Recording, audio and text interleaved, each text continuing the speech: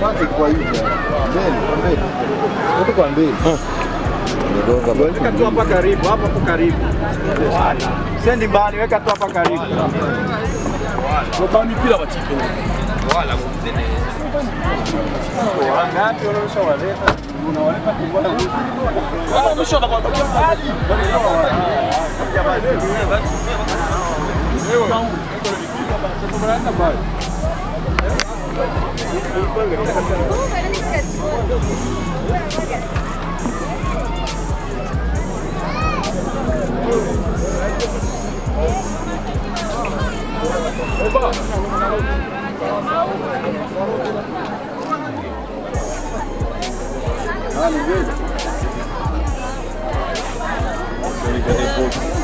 Anaanza kutangira mu mujama.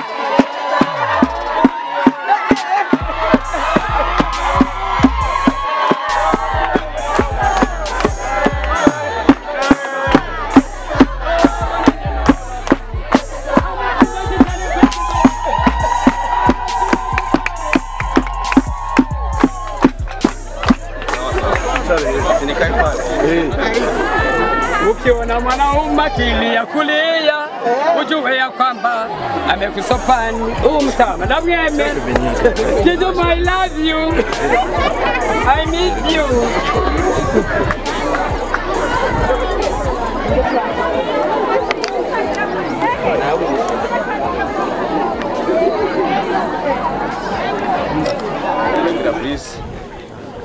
Kuri uno munsi uri hejuru, intumbero yatuzindukanye mu gikorwa bazindukiyemo zibiri. Intumbero ya mbere ni kuza kwifatikanya no gushigikira mu byago abanyagihugu bo ngaha mu Gatumba bahuye nabyo, bahuye n'umwuzurira. Rero kuri iyo ntumbero nyene niyo twiyumviriye kuza kwifatikanya nabo, tukabashikiriza agakemanyi twaje tubategekanyije, kuko ahanini twashatse gushigikira cyane abavyeyi, kuko aribo kenshi nibungenzi, aribo kenshi bakunda gukenera utuntu bitandukanye, kandi ko kwiyorosa, kandi ko gufungura kugira kibondo kiri mu nda gishobore kumererwa neza, kivuke kigeze umwanya Imana iba yarabategekanije. Ego uno munsi rero iyo ntumbero twashatse kuza kubashigikira muri ivyo vyago nabo nyene bahuye navyo. Intumbero ya kabiri niyo nimbona akaryo ko kubamenyesha yuko ariyo kugurura Ruja Night Club, ariyo boîte de nuit, inzu y'ubutambiro. Akaba ariho nashatse guhamagara umuririmbyi Kidumu Nimbona afatikanyije na Farias na Kigingi. Akaba ariho nari nifuje yuko nabo boza kunshigikira kugira nugurure iyo nzu y'ubutambiro. Nayo izoba ari evenement izoba le 2 octobre ahanini intumbero nyamukuru zari izo zibiri zatuzanye ngaha mu Gatumba gushikira aba bahuye n'ibyago n'umwuzurira w'amazi. Twese twobaho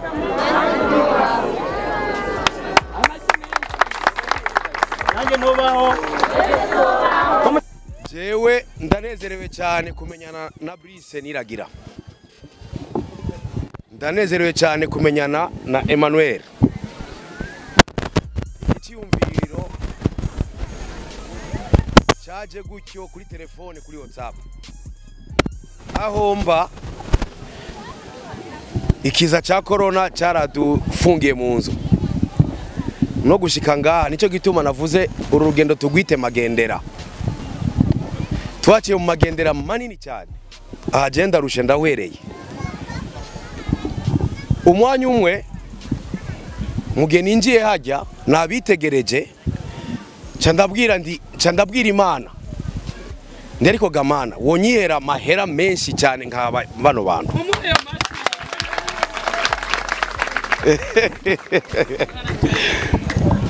Ariko Imana izobikora.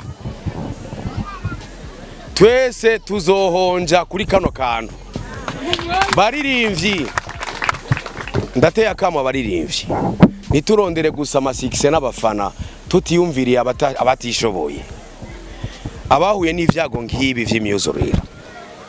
Iki ni gikogwa ciza iyo no bishoboye nozanye n'amakamyo 10 ariko vyananiranye kubera corona yinjiye mu mufuko irawukamya wose. Corona yinjiye mu mibano y'ibihugu imipaka irugagwa ndi mubizi mwari bwabo ibuze indege kuguruka mu kirere. Murazi ko naje n'amaguru gushika ngaha naje n'imodoka. Ariko rero kano kantu tubazaniye mugaho umutima ndi mugahinda inda nishima kandi ndasavye Imana imfashe imbere ko nsubira inyuma ngaruke kandi ndabazaniye na dukiya tuzoba dusiga.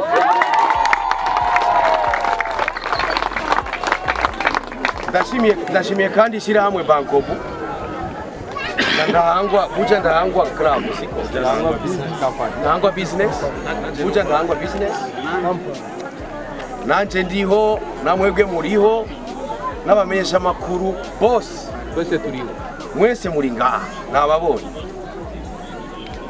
Ndafise respect nini cyane kubamenyesha makuru. Bakora akazi ko kumenyesha makuru no kumenyesha tukamenyana mukamenya ko tuje mukadutegera mukarindira ko dushika abana bamenyesha makuru. Bakora gusumbya telefone ngendana. Rero uyo mwuga wiwabo babandanye bokora uko nyene mukubaka imitima y'abantu hanyuma no mukubaka igihugu no mukubaka abantu bafise mwerekeyo. Hanyuma umukuru w'isite bige yavuze ndibaza ko ndiko ndavuga leta nigerageze irabi ibintu by'imyizurira kuko nariya iwacu kucarama ni meme problem. Barabukundu baza bakingira amazi ntazara aratera mu banyagihugu siko bimeze kuko nawo mwosubira hariya imvura kandi kaza kuko twasavye Imana ngo iduhe imvura sivyo. Ariko rero urabona ko tutiteguye kuyakira. Aro rero uno musada mu umutima ni munde inda. Hanyuma kandi mudusabire ku Mana musabire n'abaririmbyi kuko bariko baca mu bihe bigoye. Benshi turafise ingorane ariko batangure kuza bariyumvira ibintu ngibi namwe gwe mu biyumvire mu basengere kugira ngo ivyo bifuza babishike. Rero mu bihe umutima kujya nabivuze hanyuma mudusabire ko turonga kandi kantu kugira ngo tuzogaruke ngako basezera. Murakoze cyane. Nanjye nobaho harageze rero ko turonswa icyo twifuza nagoma nsabe muje kuri ya mirongo na ya uyu ahubwo uyu muguru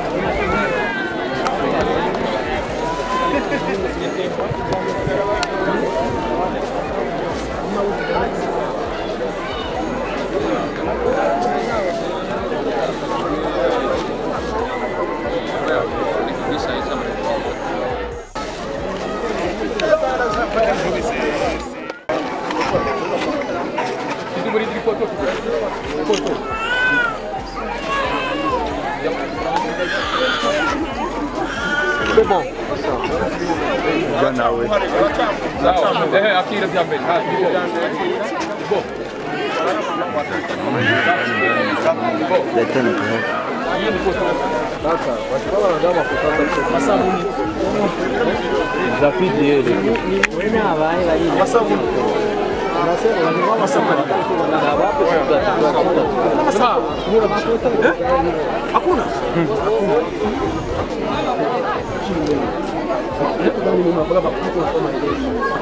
Ingi chetozi. Nabagumya hafi mama. Ndabaramukije za ngorane tumazemo imyaka myinshi ngaha mu gisagara ca Bujumbura twazitoreye umuti turi agence immobilière Buja Connection nifuza amazu yo gupanga nifuza amazu yo kugura canke kugurisha nifuza amaparcelle yo kugura canke kugurisha nifuza amameza de passage ku bantu bari hanze y'igihugu cy'u Burundi bashaka kuza kugira vacances ngaha mu gisagara ca Bujumbura agence immobilière Buja Connection turi hano ku bwanyu turabibafashamo dukorera mu gisagara ca Bujumbura hepfo ya station Engen kwa katikati muri Galerie La Perle, bureau numéro 19. Dukorera no ku mbuga ngurukana bumenyi kuri Facebook no kuri Instagram. Ni Buja Connection. Canke murashobora kutwakura kuri numero 71 000 257. Nasubiramo 71 00 257. Agence immobilière turabahaye ikaze.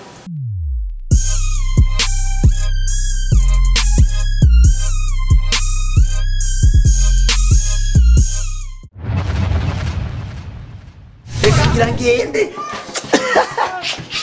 sana wala maranda kewa yara muhamba neko mayi mugo byose nazije muri Chine jewe nuru hamwe ndarutira homo naramaze kubona wowe nta kindi kintu kiri mu muti wawe uretse gusohoka no kugana mu birori n'abagenzi biwawe uri umugabo w'imbwa je namwe nkishano imisozi ndagusabye amahera ntawe ufise no gisize kigabe ngene kimeze jewe ego pe